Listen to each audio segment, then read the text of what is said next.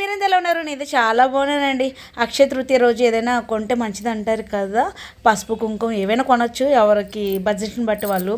సరే మా పాపకి గోల్డ్ కొందాం అని చెప్పేసి గోల్డ్ షాప్కి అయితే వెళ్ళానంటే ఖజానాకి.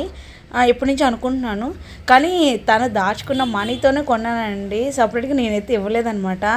ఎంత జనాలు ఉన్నారంటే ఖజానా షాపింగ్ మాల్లో చాలా ఉన్నారండి. గోల్డ్ షాప్లోను బాబు ఇంత జనాలా అని అనుకున్నాను. చూపించడానికి కూడా చాలా టైం పట్టిందనమాట.